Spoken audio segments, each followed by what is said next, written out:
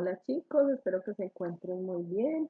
Hoy entonces vamos a explicar el proyecto de la EPS y algunos puntos finales en los que he identificado que pueden tener algunas dudas. Entonces vamos a empezar a explicar desde el punto número 5, donde dice realice el proceso de afiliación diligenciando el formulario con el logo diseñado para la EPS. El formulario de afiliación lo debemos elaborar de acuerdo a lo establecido en la resolución 974 de 2016, que define los parámetros, las preguntas y todos los requisitos que debe cumplir el formulario para hacer este proceso. La idea es que ustedes diseñen o desarrollen un formulario o tomen uno que ya exista, pero le hagan la modificación poniéndole el logo de su EPS y el nombre de su EPS para que quede pues como personalizado. ¿Qué debo hacer ahí? Debo coger 3 formularios, por lo menos 3 formularios y diligenciarlos para el proceso de afiliación. Y a estos formularios debo anexarle los debidos soportes de acuerdo pues como a las características de la persona que esté afiliando. Si es sola, si tiene beneficiarios, quiénes son sus beneficiarios. Y recuerden entonces verificar cuáles son los documentos adjuntos que debo poner para que me sirvan de soporte y me certifiquen que esa persona beneficiaria sí puede hacer parte de mi grupo familiar. Esto entonces con respecto al tema de afiliación, que ya lo vimos hace rato. En el punto 6 dice, realice con los siguientes ítems una base de datos del afiliado organizado por grupo familiar. Entonces voy a hacer un cuadrito, así como lo muestra en el documento, donde dice ejemplo, donde voy a poner nombre, apellido, tipo de documento de identidad, número del documento de identidad, municipio o ciudad donde vive la persona, dirección de la casa, barrio de residencia, si es zona urbana o rural, la edad y el género.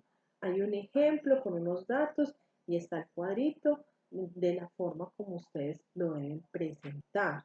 Mi sugerencia es que lo hagan en un cuadrito de Excel o pueden en el mismo trabajo de Word insertar una tablita y hacerlo allí. Lo que pasa es que personalmente, por el tema de manejo y de facilidad con la información, con los espacios, con un montón de cosas, yo prefiero Word, pero lo dejo a criterio de ustedes.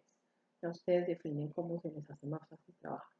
Lo importante es que desarrollemos esa tablita y la vamos a realizar teniendo en cuenta que el orden debe ser por grupo familiar, entonces el cotizante con sus beneficiarios. Luego, con la misma información de ese grupo familiar, voy a hacer el tema del proceso de cotización. Entonces, voy a elaborar otra tablita donde diga cuál es el IBC que está ganando esa persona y cuántos son los aportes que le corresponde cotizar en términos de salud. Y posteriormente al grupo familiar le voy a hacer otra tablita para identificar la UPC que le corresponde a cada integrante de ese grupo familiar, como lo hicimos en la actividad o en el tema de UPC. Con esta información que voy a realizar de la identificación de la UPC, luego voy a pasar al proceso de compensación. Entonces, ahí dice fórmula para realizar el proceso de compensación. Después de tener todos los conceptos y los porcentajes de la UPC, voy a pasar a hacer lo siguiente. El primer dato es el total de los aportes. Entonces, ahí es el resultado de liquidar los aportes de cotización, tanto del empleador como del trabajador, o sea, del contratante y del trabajador.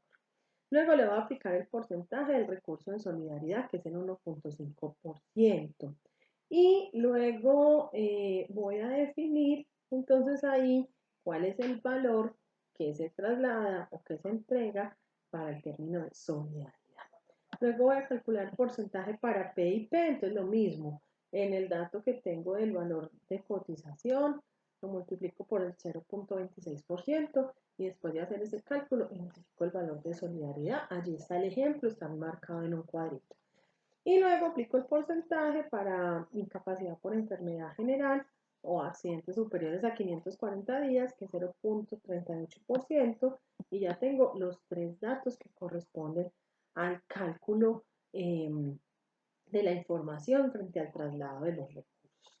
Entonces dice, primera casilla, que es la A, total de aportes. Segunda casilla, porcentaje de recursos de solidaridad.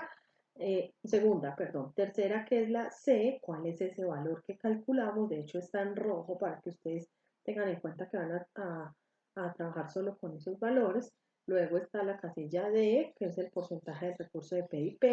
En la siguiente, que es E, está el valor que debo trasladar para PIP. Luego está la casilla del porcentaje del pago de las incapacidades y luego está el resultado que me dio en la tabla, en la casilla G de el valor a trasladar. Y el último, que es el aporte de cotización a compensar, es la operación de coger el valor A, que son 150.000, y empezarle a restar. Entonces le voy a restar los 2.250 del traslado de los recursos a solidaridad, le voy a restar los 390 pesos de PIP y le voy a restar los 570 pesos de incapacidades. Y el resultado que me va a quedar, que es el valor de esa casilla, es lo que realmente me queda como UPC. Debo tener en cuenta